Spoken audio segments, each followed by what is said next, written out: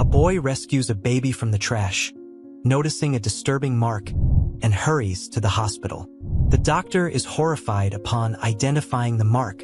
The October wind crossed the narrow streets of Ashland with a coldness that stuck little needles of ice into Nathan's face. It was 7:30 in the morning, and he was heading to school, clutching his coat to his chest and keeping his backpack securely strapped to his shoulders. His sneakers made a hollow sound on the damp pavement. Out of habit, I took a shortcut through an alley between two old buildings. It wasn't exactly an inviting place, but it saved almost 10 minutes of walking, and on those increasingly cold days, that made a difference. This stretch used to be quiet, just stacked cardboard boxes, metal trash cans, and the distant murmur of traffic on the main street. But that morning, something was different. Upon entering the alley, Nathan noticed an uncomfortable silence. There was no metallic sound of a can kicked by the wind, nor the subtle noise of dry leaves dragged across the ground. He stopped, frowning. The air felt thick, a strange kind of stillness that made him look over his shoulder. No one behind him, just emptiness. It was then that he heard a muffled, irregular sound, almost a faint sob. At first, he thought it was a cat meowing, but as he got closer, he realized it was a much thinner, more delicate cry. His stomach tightened. A baby crying? In a cramped, fetid alley? The very idea was absurd. Still, Nathan took a few more steps, wavering between curiosity and fear. The crying repeated, so low that he had to tilt his head to hear better. His gaze swept over the pile of damp trash bags leaning against the brick wall. Further ahead, an old, dirty blanket lay on a pile of debris. Underneath that threadbare fabric, something was moving. Nathan felt his pulse quicken. His father had always said not to get into trouble, but how could he ignore that? A baby, so defenseless. There in the trash?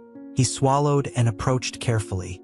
The smell was sour, a mixture of rotting food, mold, and a faint metallic odor, possibly dried blood. He caught his breath, reached out and lifted a corner of the blanket. Beneath him, a newborn. Pale skin, half-closed eyes, a weak, intermittent cry that sounded more like a desperate whisper. He couldn't have had more than a few days to live. Nathan's heart sank in his chest. How could anyone have done that?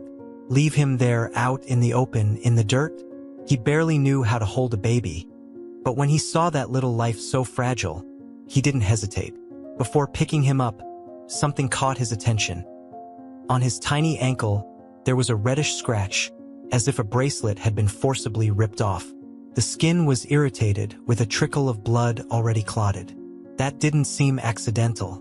It was a strange and disturbing mark, a sign that the baby had been in contact with a hospital environment or something similar, and that someone had deliberately removed the identification. Nathan felt a lump in his throat. What did this mean? I was sure I couldn't waste time trying to understand. The baby needed immediate help.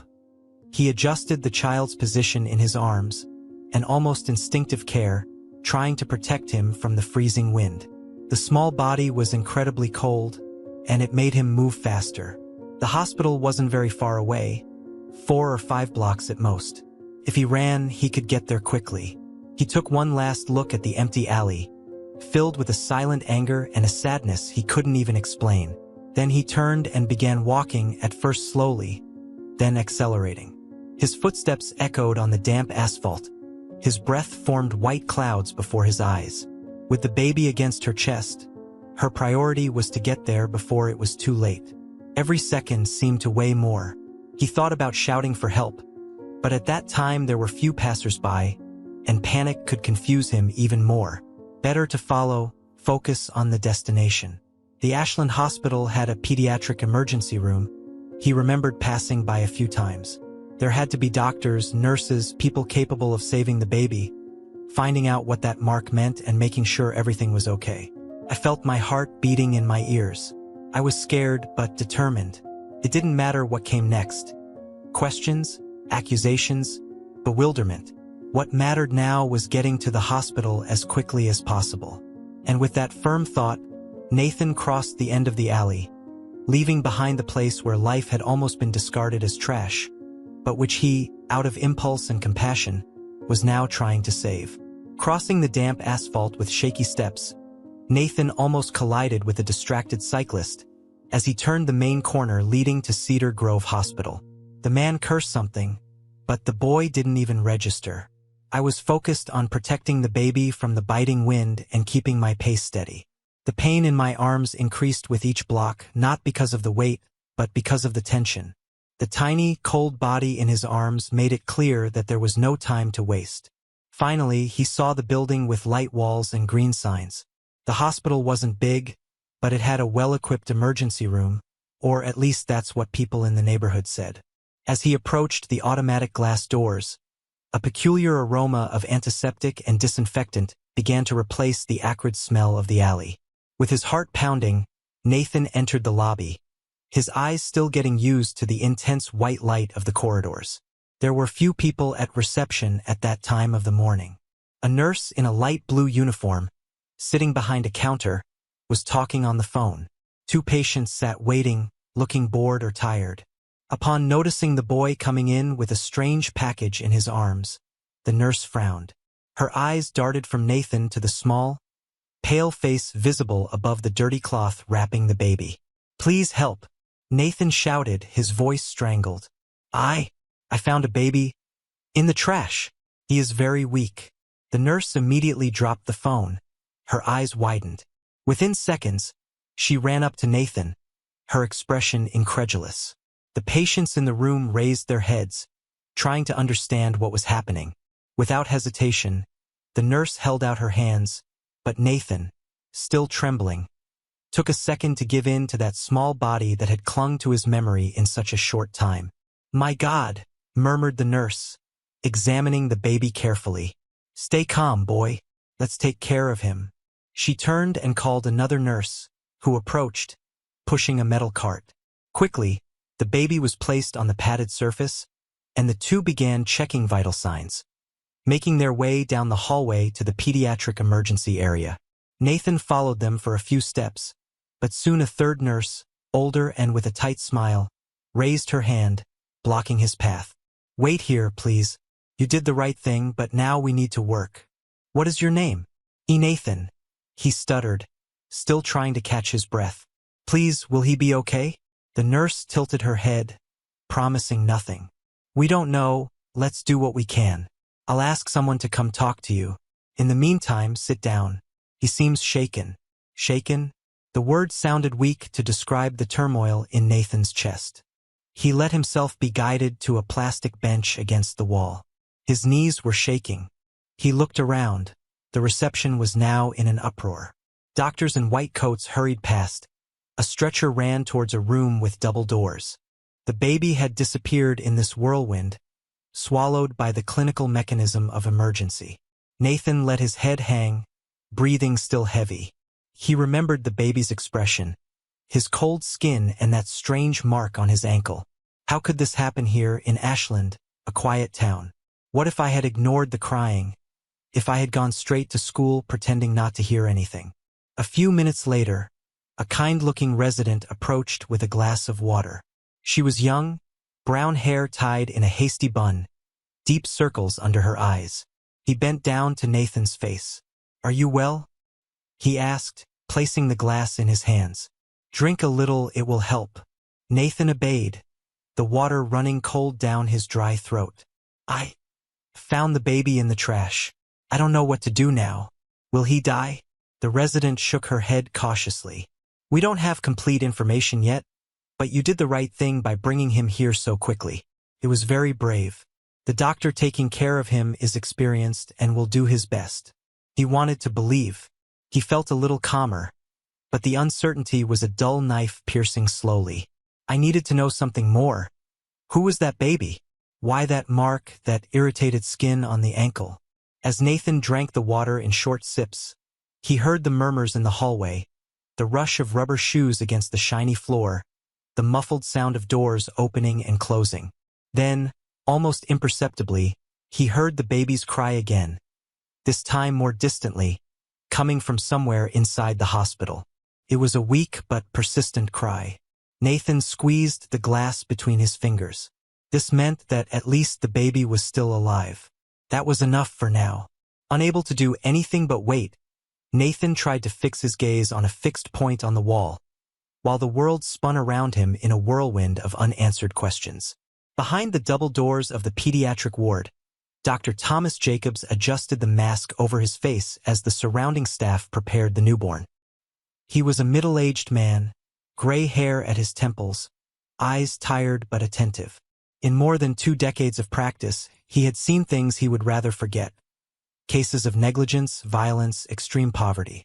Still, nothing fully prepared him for finding a baby pulled from the filth of the trash, cold and defenseless. The nurse responsible for the initial care gave him a summary of what they knew. Found by a boy on the street, possibly abandoned a few hours ago. No name, no identification. The baby was hypothermic, dehydrated, and very weak. The team had already started gradual warming and intravenous fluids. Now Dr. Jacobs carefully assessed every physical detail, searching for clues. "Put the light closer," he asked, leaning over the baby's little leg. The experienced fingers touched the ankle, where a red scratch interrupted the smooth surface of the skin. It looked like a thin, linear irritation, with small crusts of dried blood at the edges. The doctor frowned. This wasn't just an accidental scratch. The nurse leaned over to get a better look. "It looks like something was ripped out. Maybe an ID tag?" Dr. Jacobs clenched his jaw, his stomach nodding. He knew that brand well.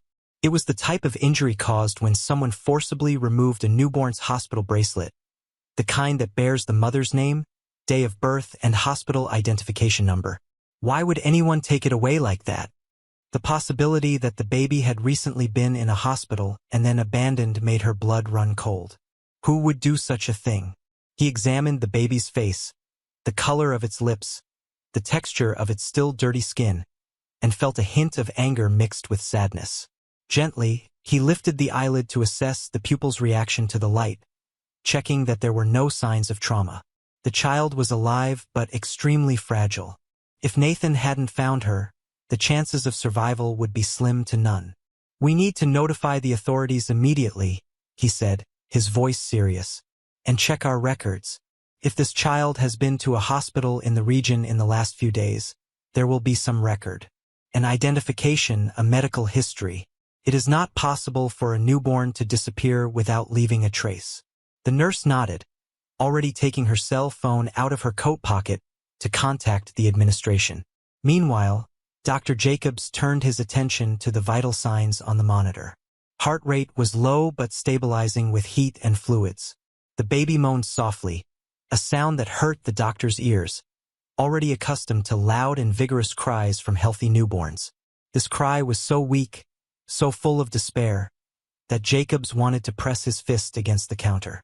In his mind, the image of the boy who brought the baby returned. A boy probably scared, but brave enough to act. Jacobs felt gratitude for this stranger who interrupted his own routine to save a life. Maybe later she could talk to him, better understand the circumstances of the find, but first she needed to make sure the child survived. Minutes later, the nurse returned, worried. "I notified the administration and they are checking the files. The police are also on the way. But, doctor, what do you think could have happened?"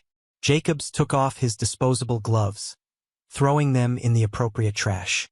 "I don't want to get ahead of myself, but that mark on the ankle suggests that the baby was under medical care recently. Maybe he was born here or in another nearby hospital. Someone took him out of the unit without being discharged, ripped off his bracelet to prevent identification, and then abandoned him. I just don't know if it was out of desperation, malice, or something else." The nurse felt a shiver. It was horrible to imagine that the child had access to care and then been deprived of it in such a cruel way. "What do we do now?" "Let's continue stabilizing the baby. Afterwards, we will carry out more detailed examinations. If there are any pre-existing medical conditions, we need to know urgently. And we will cooperate with the police. This child didn't appear out of nowhere." At a signal from the doctor, the team adjusted the mobile incubator to provide the safest environment. Dr. Jacobs came closer again, looking at the small face. He felt his own breathing heavy. Inside, a mixture of horror and indignation boiled. It was not enough to abandon a newborn. It was necessary to deprive him of any identification, as if he wanted to erase his existence. It reminded him of the worst of human nature. Walking away, the doctor took a deep breath. There was a lot of work to do, and in the hallway he knew that a boy was waiting for news, as shaken as everyone there. First of all, they needed to save this child, and then try to understand what exactly that mark on the ankle meant, what was lost and gained by removing a simple bracelet, by throwing away such a vulnerable life. Nathan was sitting on a plastic bench against the hallway wall, just a few feet from the reception desk crowded with phones, printers, and hurried voices. The hospital, previously a neutral place in his mind, now seemed like a tense scene, full of people running from one side to the other. He clutched the empty glass in his hands, the plastic creaking, as he tried to control his breathing. With every second that passed, images of the alley, the baby, and the strange mark on her ankle came to mind, on a persistent loop. He didn't know how long it had been since he handed the child over to the medical team. Maybe 10, 20 minutes? Felt like hours. He looked at the wall clock hanging above the reception. Just after 8 in the morning. He would probably be late for school, and that finding sounded pathetic given the gravity of the situation. How could he worry about math class when a baby was fighting for his life just a few feet away? It was then that he heard his name. A deep, familiar voice called, "Nathan!" When he looked at the hospital entrance door, he saw his father, Richard, walking quickly. He was a man in his early 30s, wearing jeans and a worn leather jacket, his expression confused and distressed. Recognizing it, Nathan felt a strange relief, an anchor in a sea of uncertainty. "Father," he said, getting up. I. Before he could finish, his father placed a hand on his shoulder, looking him up and down, his eyes darting down the hallway. "What happened? They called me from school saying that you didn't show up and—" The voice trailed off when he noticed the tension on his son's face. "Are you well? I heard you brought a baby here. A baby found in the trash?" Nathan nodded, his throat dry. "I found him in the alley near the convenience store. He was crying so weak. I brought him here as quickly as I could." Richard let out a long sigh, shaking his head. "My God, Nathan. It's horrible. Are you hurt?" The boy denied it, blinking hard to ward off the tears that threatened to well up. "I am fine. I'm just worried. I don't know how the baby is now. The doctors didn't tell me anything." The father was about to respond when a tall man in a dark suit approached. He had a badge attached to his jacket pocket. At his side, a woman with attentive eyes and soft features, wearing a gray sweater and carrying a thin folder of documents. When they spoke, their voices were calm but direct. "Good morning, sir." "And you must be Nathan," said the man. "I'm Detective Warner, from the local police. This is social worker Claire. We understand you found the baby?" Nathan swallowed hard, involuntarily squeezing his father's shoulder. Richard came forward. "Yes, my son found the baby in the alley, alone. He brought him straight here. What will happen now?" Detective Warner gave Nathan an appraising look, then turned to his father. "First, we need to understand the circumstances. Nathan, can you tell us exactly what happened? Could be right here, we just need a few details." The boy took a deep breath, trying to put everything in order. She told, with a trembling voice, about the way to school, the weak crying, the pile of rubbish, the discovery of the baby wrapped in the dirty blanket. He explained that he had noticed the strange mark on the ankle, something that seemed to indicate the forced removal of a bracelet. Throughout the story, social worker Claire took brief, silent notes. When he finished, he felt empty. Detective Warner nodded thoughtfully. "You did the right thing, Nathan. Thanks to you, this baby has a chance. Now we need to investigate what happened. We want to understand whether the baby was kidnapped from a hospital, whether he was the victim of a crime. This may take time." "And the baby?" Nathan asked, his voice a thread. "Is he going to be okay?" Claire took a step closer, her soft gaze falling on the boy. "We can't guarantee it yet, but the doctors are doing their best. I know it's difficult, but you must trust their work. They are experts. As soon as we have updates, we can let you know." Nathan nodded, feeling the weight of helplessness. He had saved the baby, but now everything was out of his control. He looked up at his father, who squeezed his shoulder tighter, trying to reassure him. There was an uncomfortable silence in the hallway, broken only by the distant noise of monitors and the comings and goings of nurses. "Let's stay close," Richard said, his voice firm. "We're not leaving until we know if everything's okay." Detective Warner exchanged a knowing look with Claire. Before walking away, he said, "We'll keep you posted. Thanks for your cooperation, Nathan." Seeing them leave, the boy sighed. The feeling of being at the center of something much bigger than himself was overwhelming. But at least he wasn't alone. His father was there, and now the police and social worker were involved too. All that was left was to wait, hoping that the baby would survive. And, meanwhile, Nathan tried to hold on to the only certainty he had. His decision to act was right. Everything that would happen next, well, it was a painful and inevitable mystery. Nathan was sitting next to his father on 2 chairs lined up against the wall, near a water fountain. All around, the constant buzz of calls, hurried footsteps, and ringing phones created an unsettling background. The boy felt a strange mixture of exhaustion and adrenaline. He wanted news about the baby, any detail that would help him understand what was really happening. So far, all he had were questions. Every now and then, I chanced to glance down the hallway that led to the pediatric ward. The double doors were still closed, and no one had come to give updates since the police and social worker had left. His father, Richard, also seemed impatient, but tried to remain calm. Sometimes he would pat his son on the shoulder or sigh loudly, as if to remember he was there. Finally, after what seemed like an eternity, a nurse appeared pushing an empty stretcher and, upon seeing them, stopped. It was the same nurse who had attended to Nathan at reception, with her face still worried. He approached, speaking quietly. "The doctor is working on the baby's case. He asked to let you know that, as soon as he has something more concrete, he will come and talk to you. Please be patient. The child is being examined very carefully." Nathan nodded, swallowing the emptiness in the pit of his stomach. "At least, is he alive?"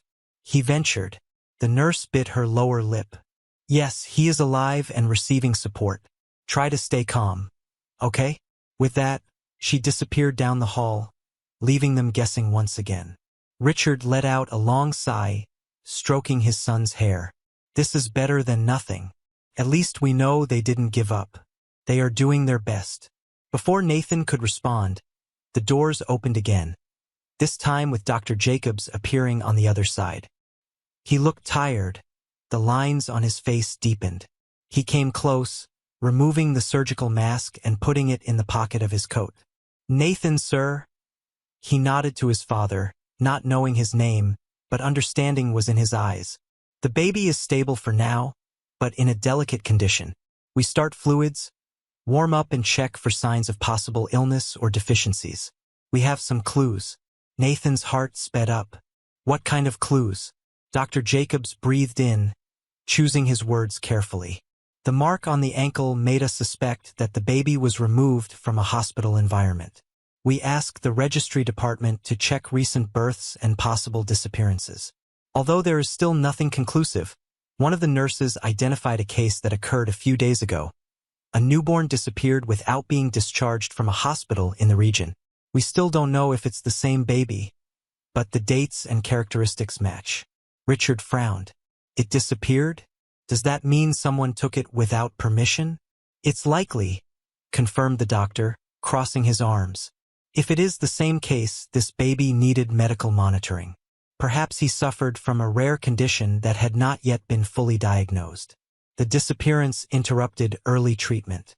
This makes the situation even more serious. We will need specific tests to confirm, but we have already contacted the police and the administrative team." Nathan felt a shiver. It was as if, by removing that bracelet, someone had tried to erase the baby's identity. Why? What would drive someone to risk the life of a newborn? "Is he going to be okay?" he insisted. Dr. Jacobs paused painfully before answering. "I can't guarantee it, but we are doing everything in our power. We need more information about the mother or family medical history, anything that will help determine the correct treatment. Without this, we move forward in the dark." Richard squeezed his son's shoulder, seeing the anguish on his face. Is there anything we can do? At the moment, not much. Police and social workers are working on this aspect. You have already done a lot in getting the child here quickly. I would like you to understand that although the system is slow, all the gears are moving now. Police, hospital, social services. Everyone wants to save this baby. Nathan felt torn between the relief of knowing that so many people were involved and the frustration of not having control over anything. And, did you find out anything about that brand? He asked, referring to the scratch on his ankle. Everything indicates that it was the same mark as the hospital bracelet. This tells me that someone wanted to erase the baby's origins, explained the doctor. It could be an act of desperation, trying to prevent the child from being identified and returned to the hospital. Or something more sinister we don't know yet. A heavy silence fell over them. Finally, Dr. Jacobs placed a hand on Nathan's shoulder. You did what you could. If it weren't for you, this baby probably wouldn't be alive right now. I came back to let you know that we will be carrying out new tests, and as soon as we have any news I will inform you again. I suppose you want to wait? Richard looked at his son, who nodded. We will stay as long as necessary. The doctor nodded and walked back down the hall. Father and son remained seated, while the wheels of mystery turned, slowly but inevitably. From now on, every second of waiting would also be an invitation to reflection. Who was this child? Why was he abandoned, and what secrets did that strange mark carry? The answer was still hidden, somewhere between the baby's past and the uncertain present of a hospital desperately trying to save him. Time seemed to have stretched into invisible elastic bands. Nathan, sitting in the same plastic chair, watched the hospital move in cycles. Nurses coming and going, doctors disappearing behind doors, patients arriving, others leaving.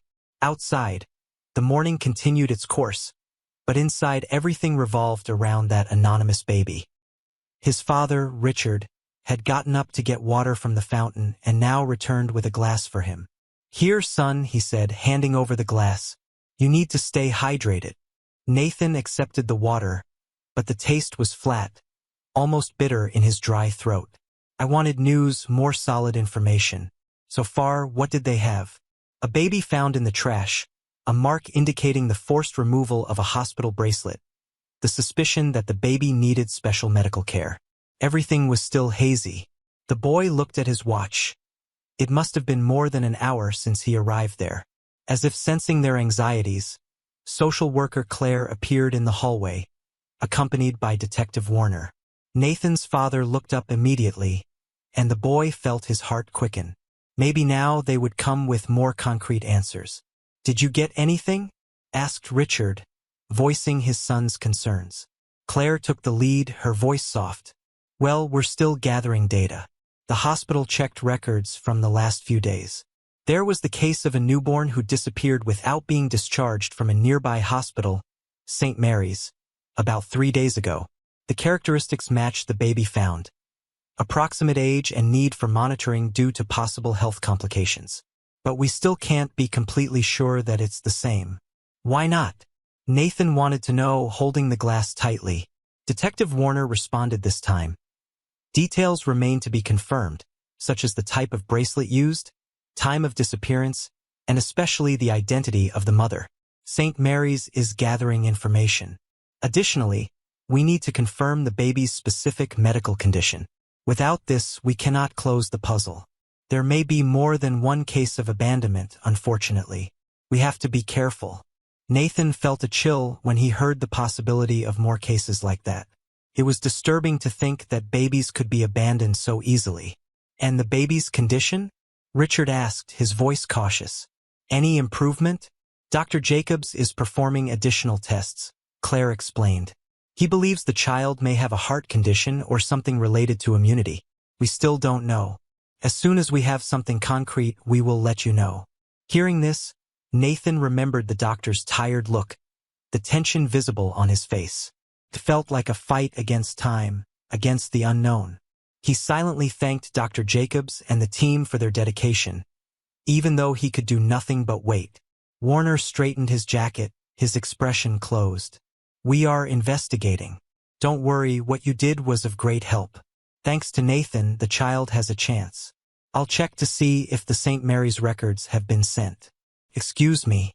The detective walked away, and Claire, before leaving, placed her hand on Nathan's shoulder. I know it's hard to wait, but remember, without you, the baby wouldn't be here. You gave him new hope. Try to hold on to that even without all the answers right now. Nathan exhaled slowly. It was a small but welcome consolation. Claire walked away, disappearing down a side hallway. Now it was just him and his father, once again immersed in the buzz of the hospital. Son, Richard began, his voice low, sitting next to him. I know you want everything resolved now, but things don't work so quickly. This type of case is complex. People are trying to do the right thing, but there is protocol, bureaucracy. It's not like in the movies, where everything is resolved in minutes. Nathan swallowed. I understand, Father. I just wanted to know who this baby is. Why would someone do this to him? It's so unfair. Richard pulled him into a light hug. It's really unfair. But his gesture was not. You saved him, Nathan. Now it's time to trust the medical and police team. They want to come up with an answer, I guarantee it. For a moment, they were silent, listening to the sound of gurney wheels on the floor, the click of pens, the distant murmur of patients. Then Dr. Jacobs appeared again, approaching them with firm steps. He had a clipboard in his hand and a look that was still worried, but more centered. There is good news. The baby is reacting a little to the initial care. Body temperature stabilized. Still early, but it's a start. We will collect blood samples and perform specific tests to understand the real medical condition. Once we know, we can seek appropriate treatments. Nathan felt a weight lift off his shoulders. An evolution, even if minimal. What about identity? Asked Richard. Jacobs shook his head. Still nothing concrete. But let's keep trying. For now, we have partial truths. The baby probably came from another hospital, needs urgent care, and is in safe hands now. Give us a little more time. With that, the doctor walked away, leaving them once again with open questions. But now, at least, there was a firmer ray of hope. The baby had responded to treatment. It might be a tiny step, but on this freezing, uncertain morning, any step forward was reason to believe. The clock on the wall read almost 10 in the morning when Detective Warner returned to the hallway where Nathan and Richard were waiting. His step was steady but not hurried, the countenance serious. Beside him, social worker Claire remained silent, holding a folder with her fingertips. Upon seeing them, Nathan stood up immediately, and his father followed him, frowning.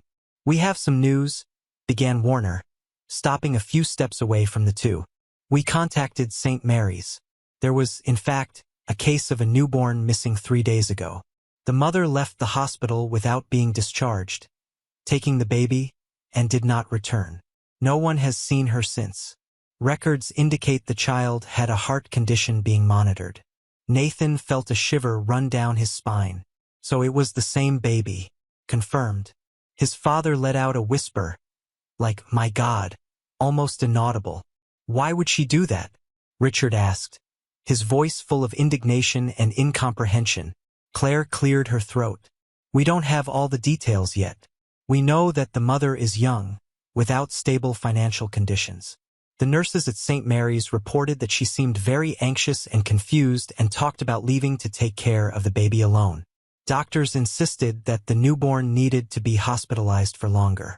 One day she simply disappeared, taking her son.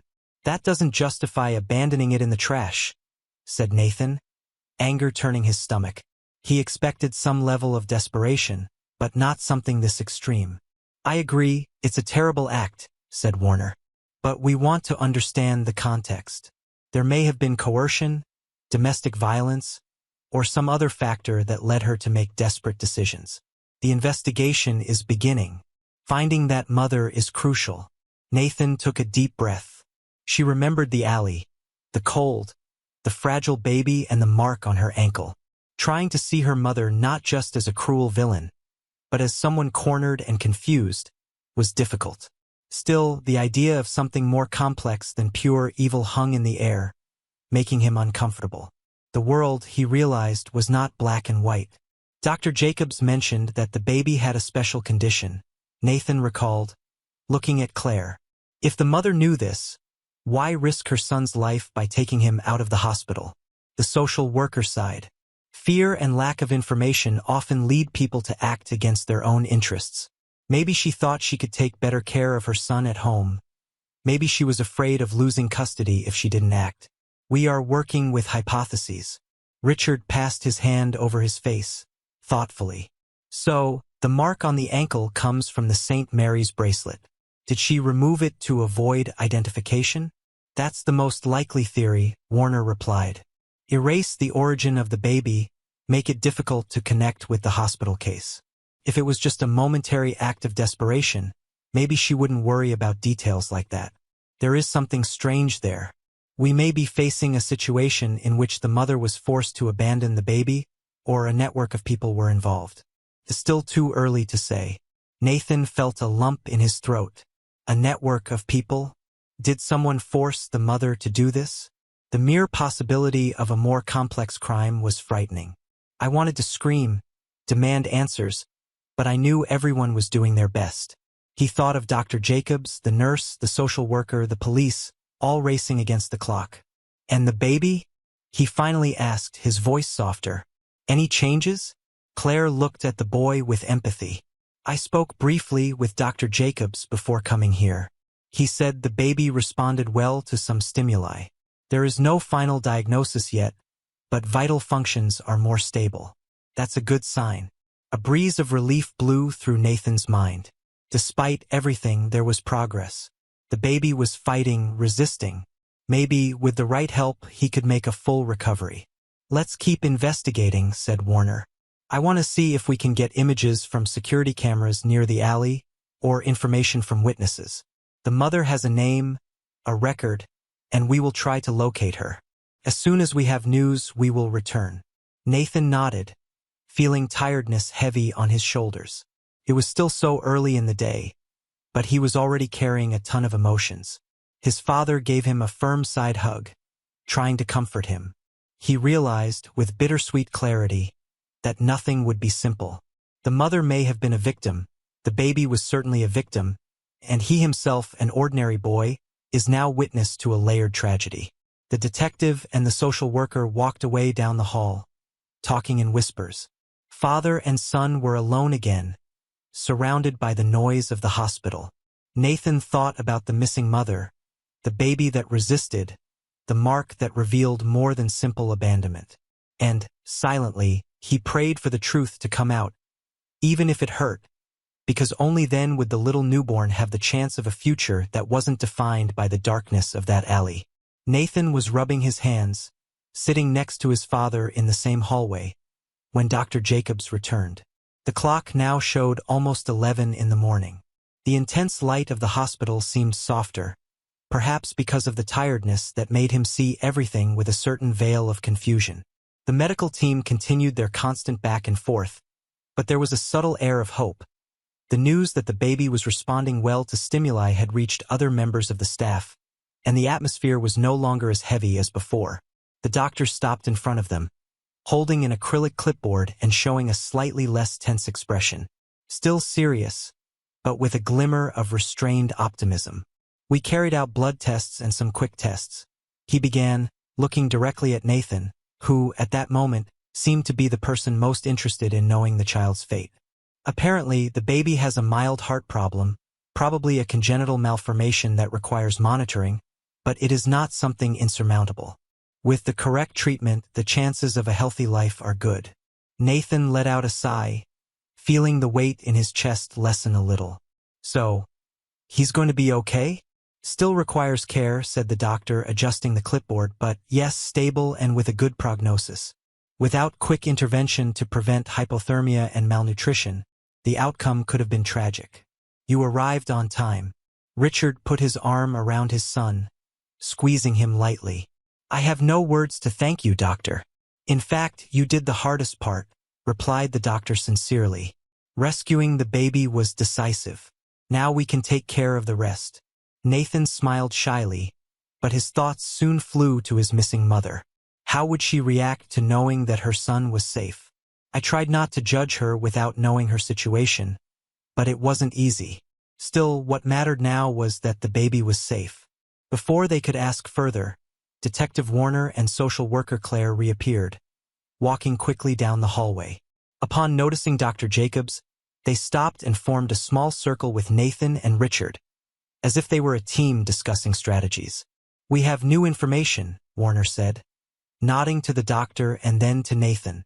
"We were able to locate a relative of the baby's mother. An aunt, actually.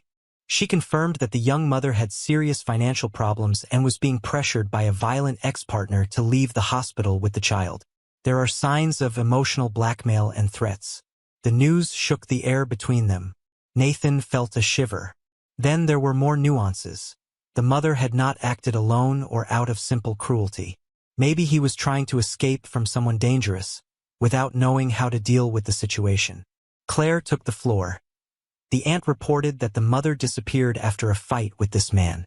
It is possible that she found herself trapped, without the psychological conditions to take care of the baby, and abandoned him, perhaps believing that someone would find him. It's terrible, but it reveals a more complex context. The police are trying to locate this mother right now. Richard scratched the back of his head thoughtfully. Then she could have been a victim of abuse or coercion. Perhaps he thought he was saving the baby by leaving him where someone could find him. Nathan bit his lip. The idea that this cruel act could have arisen from hopeless desperation bothered him, but it also aroused empathy. It was easier to hate a cruel mother than to try to understand a desperate mother. There was still no justification for putting the child in the trash, but the weight of guilt was fragmented into more complex parts. "What happens next?" Nathan asked, unsure. Dr. Jacobs responded first. "As for the baby, we will continue the treatment, stabilizing him, and soon social services will take over custody. If the mother is found and deemed fit, there may be a reunification, but this depends on many assessments. Otherwise, the baby may be sent for adoption, receiving the assistance he needs." Warner added, "And we will continue the search. There is a warrant to find the ex-partner. If he is involved in coercion or threat, he will be held accountable for it. We will also assess the mental and social condition of the mother, who needs to be held responsible for the abandonment, but also understood in context."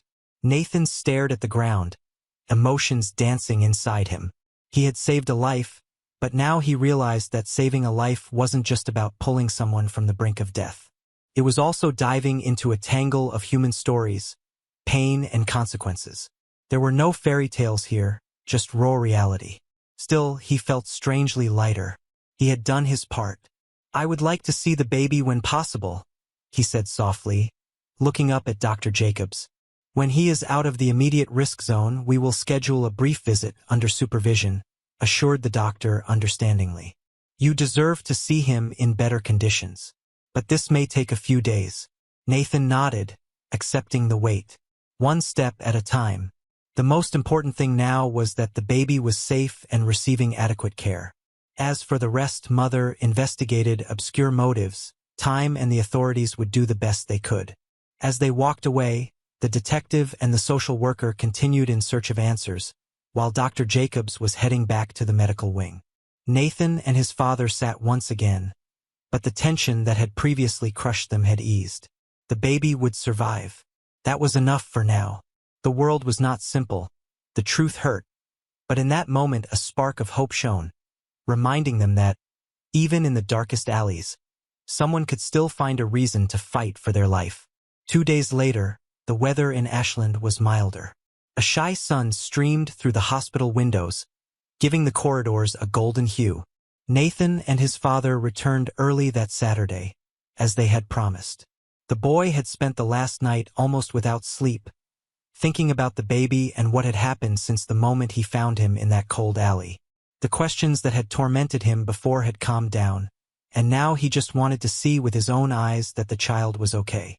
Dr. Jacobs greeted them at the entrance to the pediatric ward.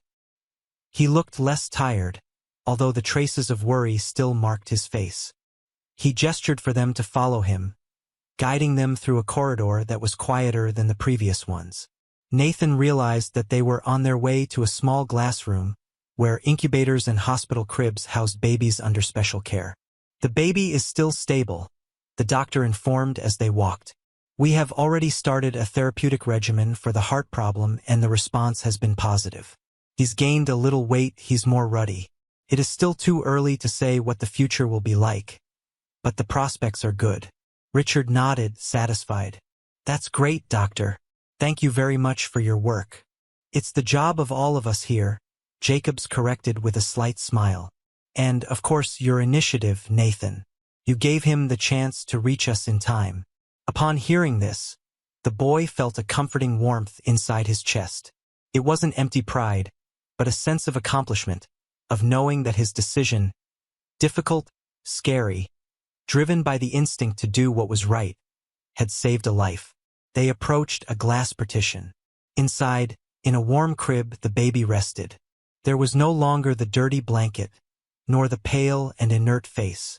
Now, wrapped in a clean fabric, his skin had a healthier tone, and he breathed softly, his eyes closed. It looked like another baby, although still small, fragile, dependent.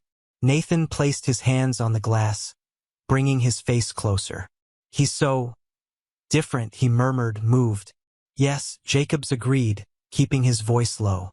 When you got here, you were on the verge of hypothermia and dehydration. Now, despite the need for constant care, he is already showing signs of recovery. They remained silent for a few moments, contemplating that life that was rising from the depths of hopelessness. Then the doctor added, "The police located the mother last night. She was found in an improvised shelter, very shaken. He is receiving psychological and medical care. The story is complex. There were threats from the ex-partner, lack of resources, panic. This doesn't justify what she did, but it helps you understand. Now authorities and social services will assess the possibility of rehabilitation and support. Nothing is decided. The most important thing is the baby's well-being." Nathan swallowed. It was difficult to imagine the suffering and confusion that led that mother to such a cruel act. But at the same time, I was beginning to understand that people sometimes make terrible decisions under pressure and fear. That the world, after all, is not so simple. What if his mother can't take care of him? He asked softly. Dr. Jacobs shook his head. In this case, the baby will be under the responsibility of social services, who will try to find him a safe home, either with other family members or through adoption. The important thing is that now he will have options, a possible future. Richard squeezed his son's shoulder. Listen, Nathan, you did more than most adults would. Don't forget that. The boy closed his eyes for a second, feeling tears catch on his eyelids. It wasn't sadness, but a strange, deep emotion. Happiness at having done the right thing, mixed with the awareness of how fragile life can be. It was as if he had grown a few years in those few days. Can I visit you again later? Nathan asked, uncertain. He had no rights over the baby after all. It was just a stranger who had found him. Dr. Jacobs smiled understandingly. I think so. When he is stronger, perhaps we can allow him a brief visit. It's a delicate situation, but I'm going to talk to social services. You became part of this story, in a way. Nathan nodded. That was all I needed to hear. It was not in her hands to guarantee the baby's future, but she could hope that he would have a better life than the troubled beginning. And if one day, in the future, I found him healthy again, I would know that his gesture made a difference. Thank you, he said, his voice full of sincerity. I thanked the doctor, the father, the nurses, the police, the social worker. I would also be grateful for having the courage to act, even when I was scared. When they left the hospital, the sun was stronger than when they arrived. The light warmed Nathan's face, illuminating the quiet streets of Ashland. As they walked home, he thought that the world was still imperfect, but that a small act of compassion could change a lot. For now, that was enough. Life moved on, as mysterious as before, but now he knew that sometimes a simple act of kindness could be the key to turning darkness into hope. Street girl finds an abandoned baby in a dumpster and rushes him to the hospital. When he sees the baby, the doctor is horrified to learn that the baby was abandoned because he was disabled. Under the faint glow of a street lamp, Lena, A 12-year-old girl with torn sneakers and a patched hoodie sifted through the trash outside a bustling cafe in Sao Paulo.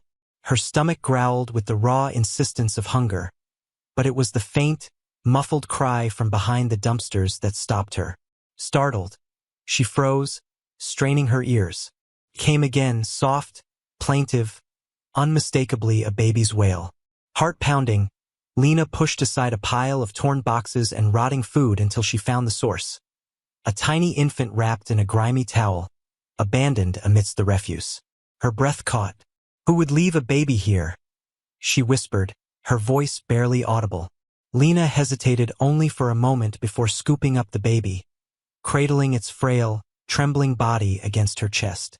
It was cold, far too cold for comfort. The baby's eyes fluttered open, revealing a startlingly bright pair of mismatched irises. One brown, the other pale blue. The night streets were not forgiving. Lena darted between alleys, clutching the infant as the distant hum of traffic and the occasional echo of laughter painted a contrasting picture of indifference. She knew where she had to go, the public hospital just a few blocks away. Her arrival was chaotic. The sliding glass doors of the emergency entrance whooshed open, and nurses turned their heads in surprise as the girl bolted inside. "Help! Please!" Lena shouted, her voice cracking with desperation. "This baby, I found it in the trash." A nurse, mid-30s with kind but stern eyes, hurried over. "Calm down, Menina. Let me see." Gently, Lena handed over the infant, her fingers reluctant to let go of the fragile warmth. The nurse's expression shifted, her brow furrowing as she inspected the baby. "Dr. Ferreira," she called out. Moments later, a tall, middle-aged man with graying hair strode over, his lab coat fluttering slightly. His expression of professional detachment faltered when he caught sight of the baby. His lips tightened. "What happened here?" he asked, his tone clipped. I found him," Lena stammered. "In a dumpster, near the cafe." Dr. Ferreira's face darkened as he examined the baby's unusual eyes and noticed the stiff, almost unresponsive movements of its limbs. He pulled back the towel, revealing faint marks on the baby's arms and legs, congenital deformities. "Abandoned," he muttered under his breath. "Why?" Lena asked, her voice trembling. The doctor hesitated. "Not everyone can accept a child born with differences," he finally said, his words heavy with unspoken meaning. The nurse whisked the infant away for urgent care, leaving Lena standing alone in the stark white hallway. Her mind raced with questions she couldn't articulate. She had lived her whole life navigating the edges of society, but even she couldn't fathom discarding someone so small and helpless. A shadow fell across her. Dr. Ferreira stood beside her now, his gaze softening as he asked, "What's your name, Menina?" "Lena. You did a brave thing tonight, Lena." "It didn't feel brave," she murmured. The doctor crouched slightly to meet her eyes. "Courage isn't about feeling brave. It's about doing what's right, even when you're scared." She bit her lip, unsure of how to respond. But the doctor wasn't finished. "This baby, he'll have a difficult life," he said, his voice low. "People will judge him for things he can't control. But because of you, he has a chance now." Lena blinked back tears. "But what happens to him next? Will he be okay?" Dr. Ferreira glanced toward the operating room where the baby had been taken. "That's what we'll work to find out." But the unease in his voice lingered, hinting at complications no one could yet foresee. The sterile hospital air clung heavily around Lena as she sat on a plastic chair in the waiting area. Time seemed to stretch endlessly.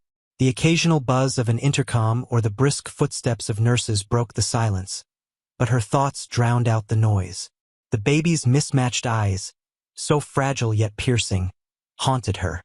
She had seen rejection before, in herself, in others who lived on the streets, but this felt sharper, crueler. "Lena?"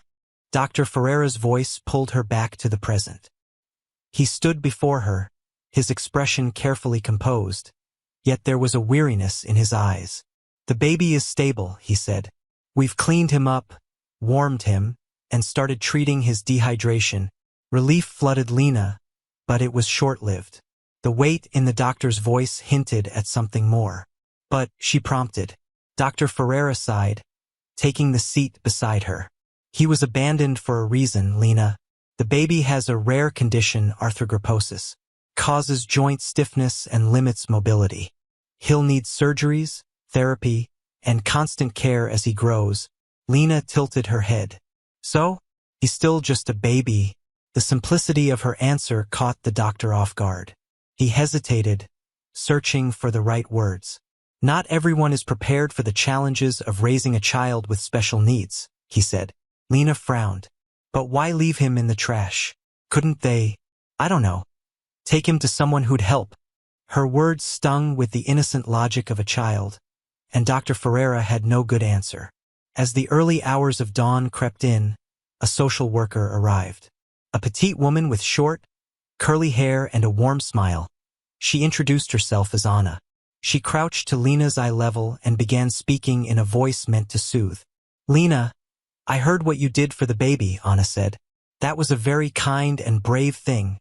Lena's shoulders tensed. Kind words often came with pity or dismissal, and she braced herself. Do you have anyone we can call? Family, maybe? Anna's question landed like a punch. Lena shook her head. No, it's just me. Anna exchanged a glance with Dr. Ferreira. And where have you been staying? Here and there, Lena replied vaguely, avoiding Anna's gaze. The social worker sighed. Lena, I want to help. But to do that, I need to know how to help you. Have you thought about going to a shelter? No. Lena's response was instant, her voice sharp. They separate kids there. And it's worse than the streets sometimes. The raw fear in her tone silenced Anna for a moment. Dr. Ferreira cleared his throat. What about the baby? What happens to him now? Anna softened. We'll try to locate any family, but if none come forward, he'll go into the care system. Maybe a foster family or an orphanage. The word orphanage made Lena flinch. Her own memories of overcrowded rooms, cold meals, and indifferent caretakers surged back. Hours later, as sunlight poured through the hospital windows, Lena stood outside the infant ward. Through the glass, she could see the baby lying in an incubator, his tiny limbs swaddled in soft blankets. She pressed her hand to the glass. You're so small, she murmured. You didn't ask for this. None of us do. Behind her, Anna and Dr. Ferreira observed in silence. She seems attached, Anna remarked. She's just a kid herself, Ferreira replied, though his tone lacked conviction. What can she do? Anna crossed her arms. Sometimes kids have more strength than we give them credit for. Later that day, Anna found Lena sitting outside on a bench, staring at the sky. I'm heading to the shelter now, Anna said gently. If you come with me, we can make sure you have food, a bed, and a chance to rest. Lena shook her head. Not without the baby. Anna blinked, startled. Lena, I know you care about him, but taking care of a baby isn't something you can do alone. He needs medical care, resources, things a shelter or a foster family can provide. Lena turned to face her, her brown eyes blazing. He needs someone who won't throw him away. The words hung in the air. For a moment, Anna was at a loss. What if I stay here? At the hospital? Lena offered. You can't live here, Anna said softly. Lena clenched her fists. But he's alone. And I know what that feels like. Anna crouched beside her, placing a hand on her shoulder. You've already changed his life, Lena. You gave him a chance. That's not something small. Lena's lips trembled. It's not enough. Night fell, and Lena remained in the hospital courtyard, her mind racing. She didn't have a plan, only a fierce resolve. The baby deserved better than the cold indifference of a system that had failed so many like her. And maybe, just maybe, she could be part of the better he deserved. Lena refused to leave the hospital that night. She found a corner of the emergency waiting room, curling up on a chair as the quiet hum of fluorescent lights filled the space. Her eyes burned from exhaustion, but every time she closed them, the baby's cry echoed in her mind. In the early hours, she awoke to a gentle shake. Dr. Ferreira stood over her, holding a steaming cup of coffee. You need to eat something, he said, offering her a sandwich from the cafeteria. Lena blinked up at him, surprised by the gesture.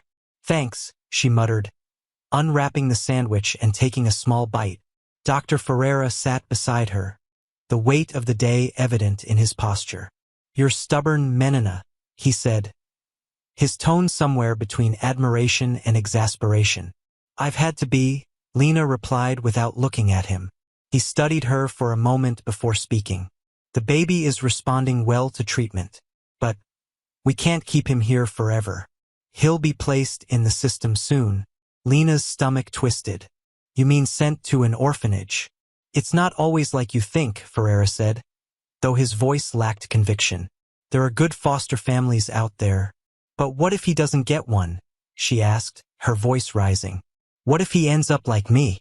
Dr. Ferreira didn't have an answer. Instead, he leaned back, rubbing his temples.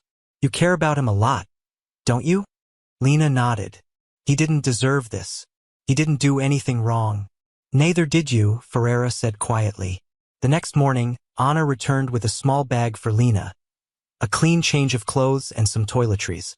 "We need to talk, Lena," Anna began, her tone firm but kind. "I can't let you stay here indefinitely. The hospital isn't a place for you to live." "I'm not leaving him," Lena insisted. "You've done so much already," Anna said, kneeling beside her. "But you need to take care of yourself too." Lena's jaw tightened.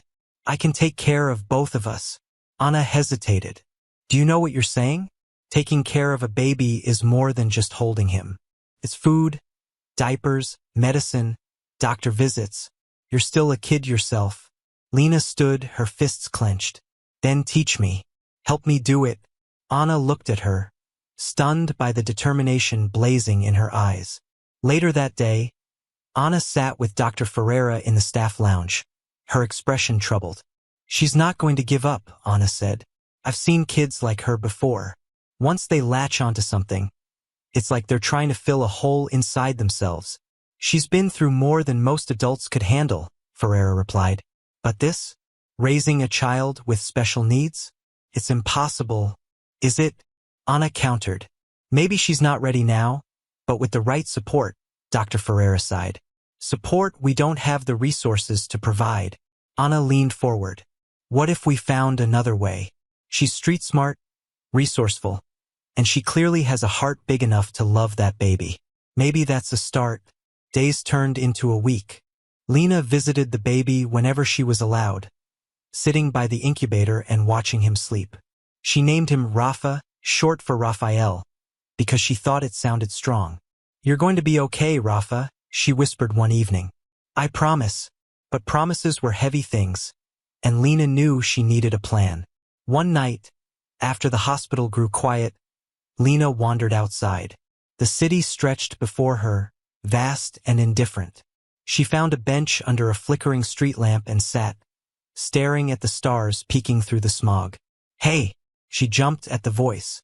Turning, she saw João, a boy a few years older than her, leaning casually against a lamppost. His scruffy hair and mischievous grin were familiar. He was one of the kids who floated between street corners and underpasses, hustling to survive. "What do you want?" Lena asked warily. "I heard about the baby," João said, stepping closer. "People are talking about how you brought him to the hospital." "So?" João shrugged. "It's just different. Most of us wouldn't bother." "Well, I'm not most of you," Lena snapped. João chuckled, but his eyes were serious. "You really care about him, huh?" Lena nodded. João paused, then reached into his pocket and pulled out a crumpled bill. "Here, for the kid." Lena stared at the money, stunned. "Why?" "Because someone helped me once," João said simply. "And maybe it's my turn." Lena returned to the hospital with the bill clenched in her hand. It wasn't much, but it was a start. As she slipped back into her corner of the waiting room, an idea began to form. If no one else would fight for Rafa, then she would. For the next few days, Lena's resolve hardened into action. She spent every waking moment near Rafa, feeding him when the nurses allowed and learning from their every move. The more time she spent with him, the more she understood the delicate balance of his care.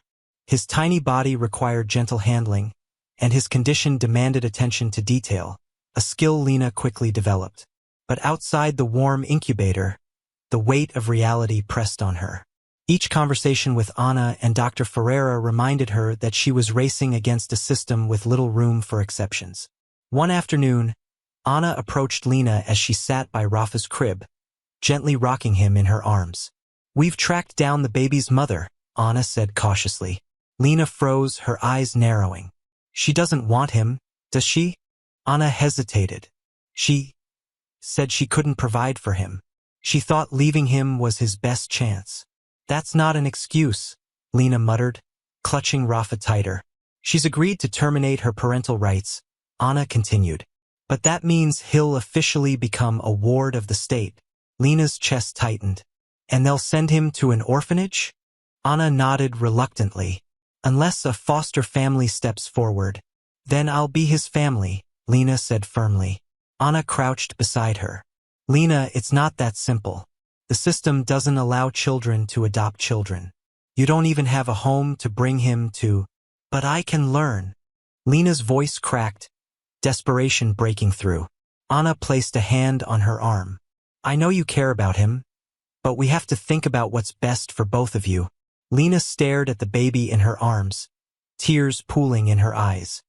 "He's the best thing I've ever had." The next day, Anna returned with an offer. "There's a couple interested in fostering Rafa," she said gently. "They're experienced with children who have medical needs." "No," Lena said immediately. "Lena, listen to me," Anna pleaded. "They could give him everything he needs. Things you can't provide right now." "They're strangers," Lena shouted. "How do you know they won't hurt him? Or get tired of him and send him away?" Anna flinched but held her ground. "I know you've been hurt by people before, Lena. But not everyone is like that. Not everyone gives up." Lena shook her head. "I won't let him go." Dr. Ferreira, who had been silently observing, finally spoke. "Anna, why don't we try something different?" Both women turned to him. "What if Lena spends time with the foster couple? Let her see what they're like."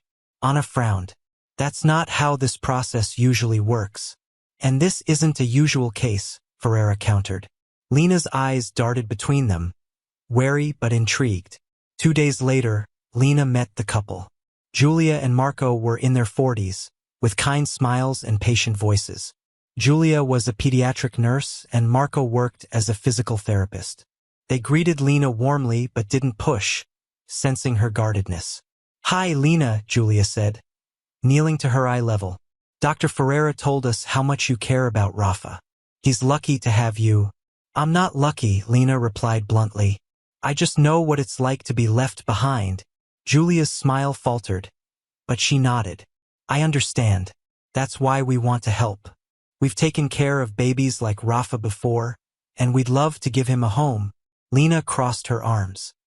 "He already has a home with me." Marco stepped in, his tone calm. "And we're not trying to take that away from him. But maybe we can share. We want what's best for him, too." Lena studied them, searching for cracks in their sincerity. For the next week, Lena spent time with Julia and Marco, watching how they interacted with Rafa. She saw the tenderness in Julia's hands as she changed Rafa's bandages and the gentle encouragement in Marco's voice as he discussed exercises for Rafa's stiff joints. But every night, when she returned to her spot in the hospital waiting room, doubt gnawed at her. She wanted to believe in them, but trust wasn't easy to give, and the idea of losing Rafa felt like losing a piece of herself. One evening, as the sun dipped below the horizon, Lena found herself back on the bench under the flickering street lamp. João appeared again, this time carrying a plastic bag of snacks. "You look like you're carrying the world on your shoulders," he said, handing her a juice box. Lena accepted it silently. "Still thinking about the baby?" João asked. "I don't know what to do," Lena admitted, her voice small. "What if I let him go, and it's the wrong choice?" João sat beside her, uncharacteristically serious. "Sometimes you gotta let people help you, Lena. Doesn't mean you're weak. It just means you're smart enough to know you can't do it all alone." She looked at him, surprised by the wisdom in his words. "Do you think they'll take care of him?" she asked hesitantly. João shrugged. "Only one way to find out. But you'll still be there for him, right? Lena frowned. What do you mean? He's still your Rafa, Joao said. No one can take that away.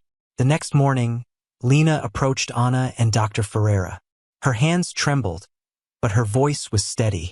I'll let them foster Rafa, she said. But I want to visit him. I want to make sure he's okay. Anna smiled, her eyes warm with relief. We can arrange that. Dr. Ferreira placed a hand on Lena's shoulder. You've done something incredible, Lena. You've given Rafa a chance. But as Lena watched Julia and Marco load Rafa into their car later that afternoon, a hollow ache settled in her chest. She had done the right thing. So why did it feel so much like losing? The first week without Rafa was the hardest. Lena found herself wandering aimlessly through the streets of Sao Paulo, her heart heavy with a mixture of grief and doubt. She lingered outside the hospital some days, staring at the building as if hoping Rafa might still be there. But she wasn't entirely alone. Joao occasionally appeared, bringing snacks or just sitting with her in silence. And Anna had made good on her promise, arranging weekly visits with Rafa at Julia and Marco's home. When Lena arrived for the first visit, her palms were clammy, her nerves frayed. Julia greeted her warmly at the door, ushering her inside the cozy apartment filled with soft light and the faint smell of lavender. Rafa lay in a bassinet near the window, cooing softly. Go ahead, Julia said gently, stepping aside. Lena hesitated before crossing the room. She bent over the bassinet, her chest tightening as Rafa's mismatched eyes focused on her. Hey, little guy, she whispered, her voice trembling. She reached out, brushing her fingers against his tiny hand. Rafa gripped her finger tightly, and tears welled in her eyes. He remembers you, Julia said from behind her, a soft smile on her face. Lena blinked rapidly, fighting the tears. Of course he does. I'm his family. The visit passed quickly, and by the time Lena left, a quiet sense of relief had replaced some of her fear. Julia and Marco seemed genuine, their care for Rafa evident in every detail. The organized shelves of medical supplies, the soothing music playing in the background, the way they spoke to him with love in their voices. But as Lena walked back to her usual bench under the street lamp, her mind swirled with conflicting emotions. What if he doesn't need me anymore? She whispered to herself. In the weeks that followed, Lena threw herself into finding ways to improve her own life. She reached out to a local community center Anna had recommended, attending free workshops on caregiving and child development. I need to show them I can do this, she told Joao one evening as they shared a loaf of bread he had scavenged. Joao smirked. You're serious about this, huh? Lena nodded. Rafa's mine, and I'm going to prove it. At each visit, Lena arrived with something new she had learned. Did you know you can help with joint stiffness by doing little stretches with his hands and feet?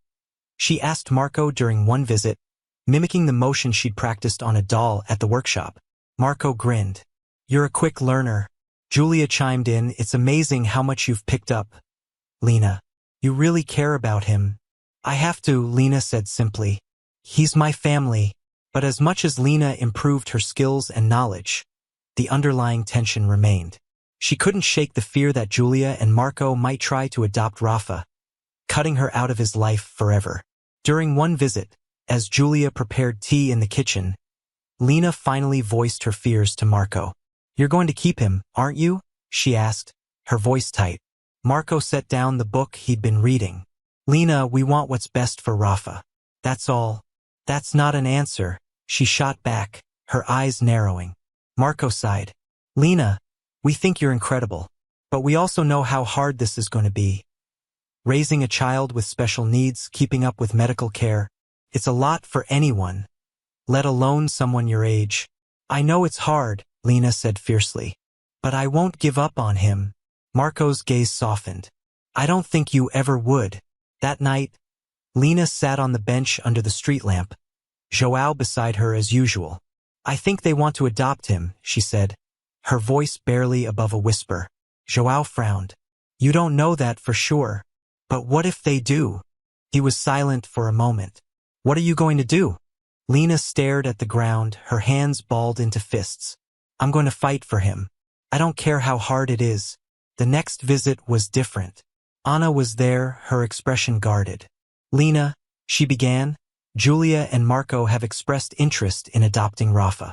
The words hit Lena like a blow. No, she said immediately. Lena, Anna said gently, this could be a good thing for Rafa. They have the resources to give him everything he needs. But he's mine, Lena insisted, tears streaming down her face. I found him. I saved him. And no one's taking that away from you, Anna said, her voice steady. But we have to think about what's best for Rafa in the long term. I can be his long term, Lena shot back. Anna knelt beside her. I know this is hard, Lena, but you need to think about what's best for both of you. If you really want to be in Rafa's life, we can figure out a way. But it might not look the way you imagined. Lena's heart ached as she looked over at Rafa, who lay in Marco's arms, smiling brightly. Can I still see him? She asked quietly. Anna smiled softly. Of course. You'll always be a part of his life, Lena. But even as Anna's words reassured her, Lena couldn't shake the feeling that she was losing something irreplaceable. The streets of Sao Paulo felt colder as Lena walked back from Julia and Marco's home. The conversation with Anna lingered in her mind like a storm cloud. Adoption. The word loomed large, carrying with it the threat of permanence. A future where Rafa would no longer be hers. Every step felt heavier, her resolve dimming under the weight of reality. She had fought so hard, but what if it wasn't enough? Over the next week, Lena avoided the hospital and the foster home. João found her sitting under their usual street lamp one evening, her shoulders slumped and her face hidden in her hands. You didn't go today? He asked, his voice cautious. Lena shook her head. João dropped beside her, unwrapping a sandwich and placing it in her lap. Skipping won't fix anything, you know. What's the point? She muttered. They're going to take him. They don't think I'm good enough. João leaned back, chewing thoughtfully. Maybe they're wrong. Maybe you just need to show them. I've been trying to, Lena snapped.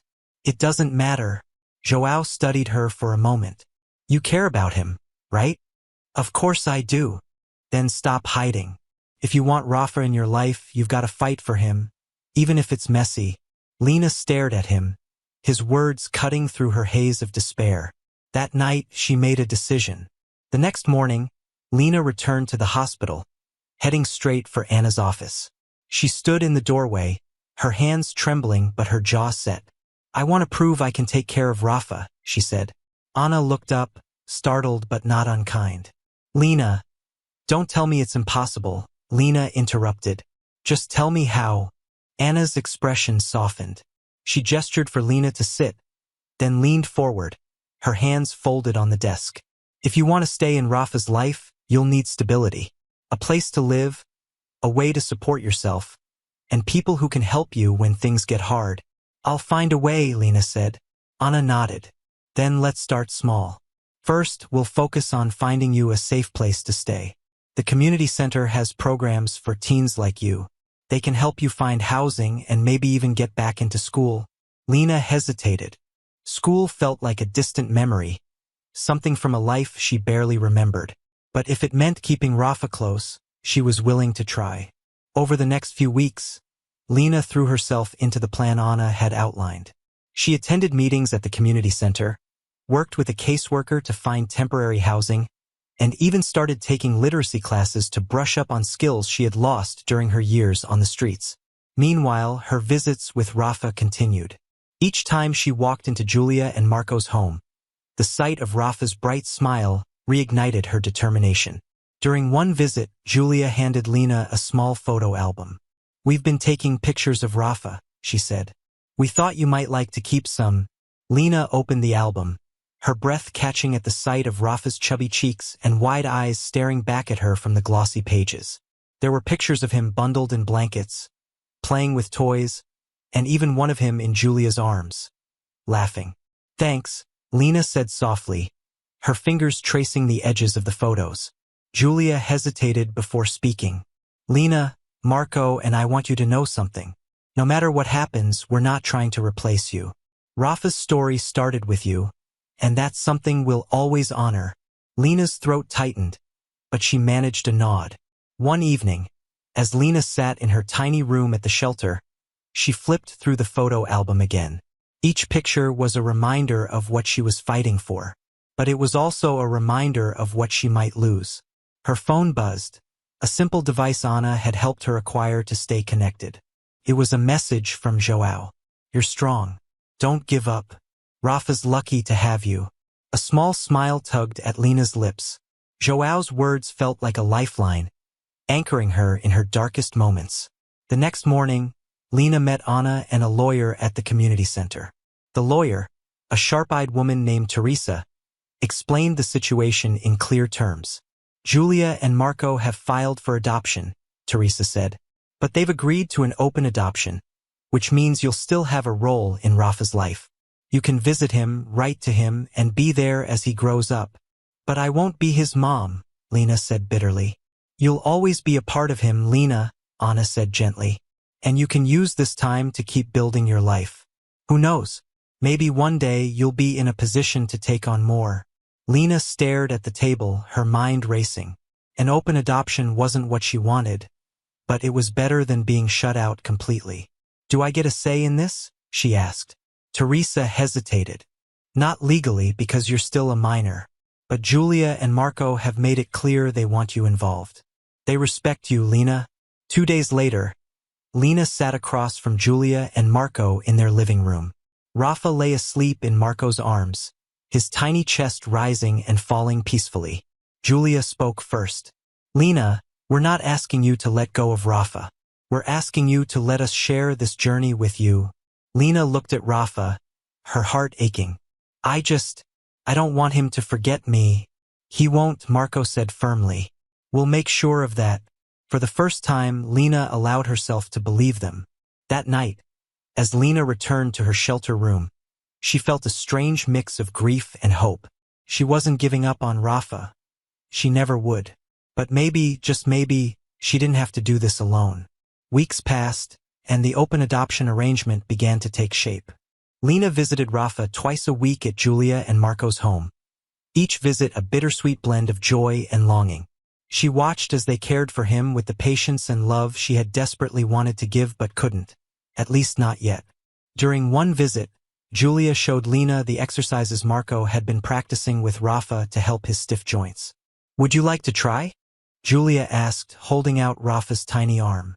Lena hesitated but nodded. Julia guided her hands, showing her how to stretch Rafa's fingers and gently rotate his wrist. "Good," Julia said softly. "See? He's comfortable with you." Rafa gurgled happily, his mismatched eyes meeting Lena's. She smiled through the ache in her chest, whispering, "You're so strong, Rafa." The small victories gave Lena a sense of purpose, but each goodbye felt like losing him all over again. She would leave their cozy apartment and return to her stark room at the shelter, clutching the photo album Julia had given her like a lifeline. One evening, João found her sitting on the curb outside the shelter, flipping through the pictures for the 100th time. "Still thinking about him?" he asked, dropping down beside her. "Always," Lena replied. João nudged her with his elbow. "You're doing good, you know. Better than most people would." "It doesn't feel like enough," Lena said, her voice barely audible. João frowned, his usual smirk replaced by something more serious. "Maybe it's not about enough. Maybe it's about being there, no matter what." Meanwhile, Anna continued to guide Lena, encouraging her to focus on building a stable life. "Have you thought about what you want to do next?" Anna asked during one of their sessions. Lena shrugged. "I don't know. I've never really planned anything before." "What about a job? Or school?" Anna pressed. "I guess. Maybe I could work with kids," Lena said hesitantly. "Like Rafa. Maybe I could help them, too." Anna smiled. "That's a great goal. Let's start looking at options for training programs." One day, during a visit with Rafa, Julia surprised Lena with an envelope. "What's this?" Lena asked warily. "Open it," Julia said, her eyes warm. Inside was a photo of Rafa and Lena, taken during one of their visits. Beneath the photo was a note in Julia's handwriting. "Family is love, not just blood. Thank you for being part of Rafa's family." Lena stared at the note, her throat tightening. "You mean it?" she whispered. Julia placed a hand on Lena's shoulder. We do. Rafa's story started with you, Lena. That will never change. But as much as Lena tried to focus on the good, the weight of her limitations loomed large. One evening, she sat with Anna in the community center, her voice tinged with frustration. I feel like I'm running in circles. I want to do more for Rafa, but I don't even know where to start. Anna leaned forward. Lena, you've already done so much. You gave Rafa a chance when no one else did. And you're working to build a future where you can be there for him in a way that matters. But what if I never get there? Lena asked, her voice cracking. You will, Anna said firmly. It might take time, but you will. As the months went by, Lena started to see small changes in herself. She enrolled in a caregiving course at the community center, learning skills she never thought she'd have. She also began volunteering in the children's ward at the hospital, helping with activities for kids with disabilities. One day, as she guided a young boy through a craft project, Dr. Ferreira passed by and stopped. You've come a long way, Menina, he said with a rare smile. Lena glanced up, surprised. I just want to make a difference. You already are, Ferreira said. Back at Julia and Marco's home, Rafa was thriving. His joint mobility had improved, and he was beginning to babble more, his tiny voice filling the apartment with joy. During one visit, Marco handed Lena a small toy. Here, you can give it to him. It's from you. Lena's face lit up as she crouched beside Rafa, holding the toy out to him. Look what I brought, Rafa, she said, her voice soft. Rafa's chubby hands reached for the toy, and he giggled as Lena made it squeak. In that moment, Lena felt a glimmer of peace. She couldn't give Rafa everything she wanted to, but she could still give him love. One night, João asked her, do you think you'll ever get him back? Like, all the way? Lena stared at the sky, her expression thoughtful. Maybe, she said finally. But even if I don't, I'll never stop being there for him. He'll always know I love him. João nodded, his respect for Lena growing with every word. You're stronger than you think, he said simply. As the year wore on, Lena began to accept that love came in many forms. Rafa was no longer just hers, but he was surrounded by people who cared deeply for him. And maybe, just maybe, that was enough for now. It was a crisp morning when Lena arrived at Julia and Marco's home for one of her now regular visits with Rafa. The door opened, and Julia greeted her with a smile that seemed brighter than usual. We have something special planned today, Julia said, ushering Lena inside. What is it? Lena asked, her curiosity piqued. Marco appeared in the hallway, holding Rafa in his arms. The baby wore a tiny sweater with stars on it, his mismatched eyes twinkling as he reached for Lena. We thought it'd be nice to take Rafa to the park, Marco explained. He hasn't been before, and we'd love for you to come with us. Lena hesitated. You're sure? Of course, Julia said warmly. You're part of his life, Lena. We want you there for moments like this. The park was alive with the sounds of children laughing and leaves rustling in the breeze. Lena pushed Rafa's stroller along the cobblestone path, glancing at him every few seconds to make sure he was comfortable. When they reached a grassy clearing, Marco spread out a blanket while Julia unpacked a bag filled with toys and snacks. Lena settled beside Rafa, handing him a soft ball that squeaked when he squeezed it. You like that, don't you? Lena said, smiling as Rafa giggled. Julia watched the interaction from a distance, nudging Marco. She's good with him, she whispered. She's amazing with him, Marco agreed. As the afternoon wore on, Lena found herself relaxing in a way she hadn't in months. Watching Rafa's joy as he discovered the world around him felt like a balm to her weary heart. At one point, Julia handed her a small camera. Take some pictures, she said. Lena hesitated, then lifted the camera, capturing Rafa's delighted expression as he reached for a flower Marco held out to him. She took another photo of Julia and Marco laughing together, their love for Rafa evident in every gesture. Finally, Julia took the camera from Lena. Your turn, Julia said, positioning Lena with Rafa on her lap. Lena smiled hesitantly, holding Rafa close as the camera clicked. That evening, back in her shelter room, Lena scrolled through the pictures on her phone. Seeing Rafa's smiling face and knowing she had been part of his happiness filled her with a sense of quiet pride. But it also reminded her of how far she still had to go. The next day, Lena threw herself back into her caregiving course. She volunteered extra hours at the hospital, spending time with children who reminded her of Rafa. "You're a natural," one of the nurses said as Lena helped a boy with cerebral palsy paint a picture. Lena smiled, though she still felt the pang of Rafa's absence. During her next visit with Rafa, Julia and Marco sat Lena down for a talk. "We've been thinking a lot about how to include you more in Rafa's life," Julia began. Lena's heart raced. "What do you mean?" "We were wondering if you'd like to spend more time with him. Not just visits, but maybe help with his care," Marco said. "You mean like babysitting?" "More like co-parenting," Julia said gently. "We want you to feel like you're part of this family." Lena blinked, struggling to process their words. "You'd really trust me with that?" Julia nodded. "You've shown us how much you love him, and we've seen how much he loves you." That night, Lena couldn't stop thinking about their offer. For the first time, she felt a sense of possibility, like she could truly be part of Rafa's life in a way that mattered. But it also scared her. What if she failed? What if she wasn't enough? She texted João, her fingers trembling. "They want me to help take care of Rafa." "Like, for real?" João's reply came quickly. "That's huge. You can do it, Lena. You've been doing it all along." In the weeks that followed, Lena began spending more time at Julia and Marco's home. She learned how to prepare Rafa's bottles, adjust his medical equipment, and even read him bedtime stories. One evening, as Lena rocked Rafa to sleep, Julia peeked into the room. "You're a natural," Julia whispered. Lena looked down at Rafa, his tiny fingers curled around hers, and felt a warmth she hadn't known in years. "I just love him," Lena said simply. But as fulfilling as it was to be part of Rafa's life, Lena knew she couldn't let go of her long-term goals. She continued her training and started applying for internships at childcare centers, determined to build a future where she could stand on her own. "You're really serious about this, huh?" João said one evening as they sat under the street lamp.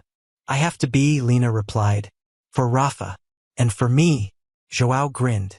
"I'm proud of you, Lena. You've come a long way." Months later, during a quiet afternoon at Julia and Marco's home, Lena found herself reflecting on how much had changed. Rafa babbled happily in his playpen, his mismatched eyes bright as he reached for a stuffed toy. Julia sat nearby, working on a puzzle with Marco, while Lena folded a pile of tiny clothes. For the first time in a long time, Lena felt a sense of belonging. Maybe she wasn't Rafa's only family anymore, but she was his family. And that was enough. Months turned into a year, and Lena's life continued to transform. Her routine revolved around visits with Rafa, her caregiving course, and her growing responsibilities at the hospital's children's ward. Slowly but surely, she was building a foundation, one strong enough to support not only herself but her connection with Rafa.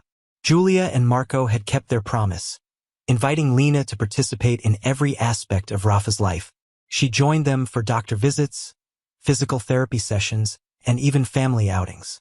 But while Lena's bond with Rafa deepened, a new fear began to creep into her thoughts. "What happens if they move?" she asked João one evening as they sat on the curb near the shelter. João looked at her sharply.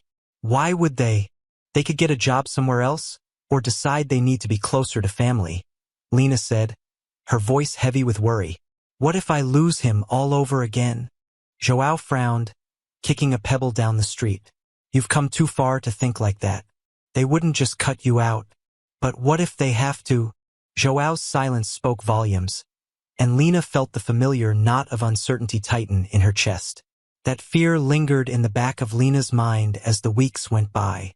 During one visit, she finally worked up the courage to ask Julia about it. "You're not thinking of leaving Sao Paulo, are you?" Lena blurted out as they sat in the living room. Rafa was napping on a blanket nearby. Julia looked surprised. "No, Lena. Why would you think that? Lena hesitated, her hands twisting in her lap. "I'm scared something might happen. That you'll leave, and I won't get to see him anymore." Julia reached over, placing a reassuring hand on Lena's. We're not going anywhere. And even if we did, you'd still be part of Rafa's life. We'd never take him away from you. Lena nodded, but her heart still felt heavy. It wasn't until Anna visited her at the shelter that Lena began to let go of her anxiety. You've done something remarkable, Lena, Anna said as they sat together in the small, sparse room. You've turned your life around. And no matter what happens, no one can take that away from you. But what if it's not enough? Lena asked quietly. Anna gave her a gentle smile. It's more than enough. You've given Rafa something most people wouldn't, your love, your time, and your commitment. That's what matters. The turning point came during Rafa's first birthday celebration. Julia and Marco invited Lena to help plan the small party, which would be held in their backyard. Lena arrived early, her arms full of decorations she had saved up to buy. João tagged along carrying a bag of balloons. You really went all out, huh? João teased as Lena started hanging streamers. It's his first birthday, Lena said with a grin. It has to be perfect. As guests arrived, neighbors, friends, and a few of Julia and Marco's relatives, Lena found herself at the center of the celebration. She helped Rafa blow out his candle, handed out slices of cake, and watched with pride as he toddled a few steps with Marco's help. Near the end of the party, Julia handed Lena a small box. What's this? Lena asked, surprised. Open it, Julia said, smiling. Inside was a silver bracelet engraved with the words, Family isn't who you're born to, it's who you choose. Lena blinked back tears, her voice trembling as she whispered, Thank you. Later that night, as Lena walked home, João nudged her. You know, you're pretty lucky. Lucky? Lena said, raising an eyebrow. Yeah, João replied. Not everyone gets to find a family like that. Lena looked down at the bracelet on her wrist, a small smile forming. Yeah, I guess I am. In the months that followed, Lena continued to build her life. She completed her caregiving course and earned a part-time position at the hospital's pediatric unit. The shelter helped her transition to a small shared apartment, and Anna stayed by her side every step of the way. But no matter how busy life became, Rafa remained her anchor. Every giggle, every milestone, every moment reminded Lena why she had fought so hard. She wasn't just surviving anymore. She was thriving, and so was Rafa. 2 years had passed since that fateful night when Lena found Rafa. Life had changed in ways she could have never imagined. What started as desperation had grown into something beautiful. A family bound not by blood, but by choice, love, and resilience. Lena now worked full-time at the hospital's pediatric ward. Her days were spent caring for children with disabilities, offering the kind of comfort and compassion she had always longed for herself. It's amazing to see you here, Dr. Ferreira said one day as they passed each other in the hallway. You've become someone these kids can look up to. Lena smiled. I'm just doing what I wish someone had done for me. Her relationship with Julia and Marco had also evolved. They often referred to her as Rafa's big sister, a term that filled Lena with both pride and a bittersweet ache. On her days off, Lena visited their home, where Rafa's laughter echoed through the rooms. Look, Lena, Rafa said one afternoon, holding up a crayon drawing. It was a shaky but colorful rendition of their family. Julia, Marco, Rafa, and Lena holding hands.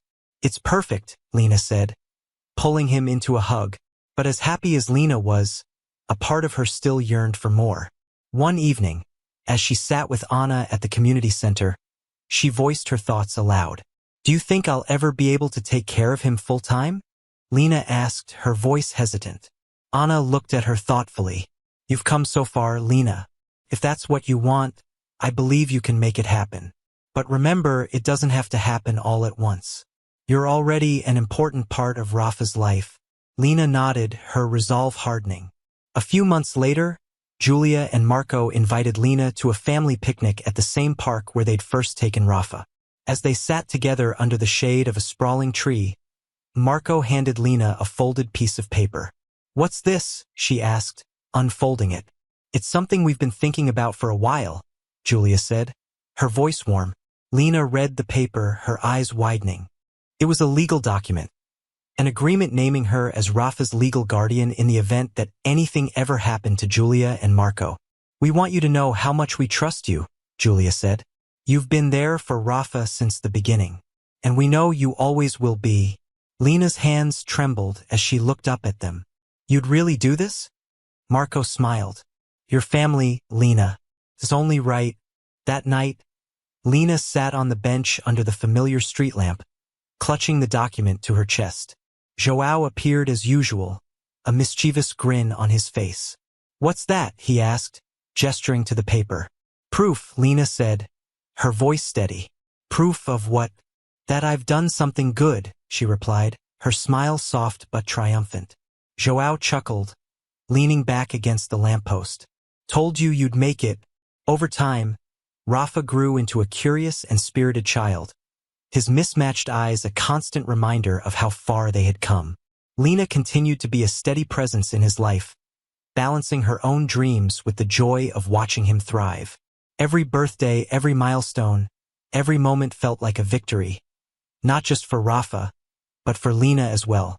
One evening, as Lena tucked Rafa into bed during a sleepover at her apartment, he looked up at her with a sleepy smile. "Lena," he murmured, "do you love me?" Her heart ached with the weight of her answer. "More than anything, Rafa." He nodded, his eyes fluttering shut. "I love you too." In that moment, Lena realized she had found something she thought she'd never have: a home, a purpose, and a family. She leaned down, pressing a kiss to Rafa's forehead. "Good night, little one. I'll always be here for you." And as Rafa drifted off to sleep, Lena sat by his side, her heart full of a love that had withstood every challenge. She had fought for Rafa, and in the process, she had found herself. The end.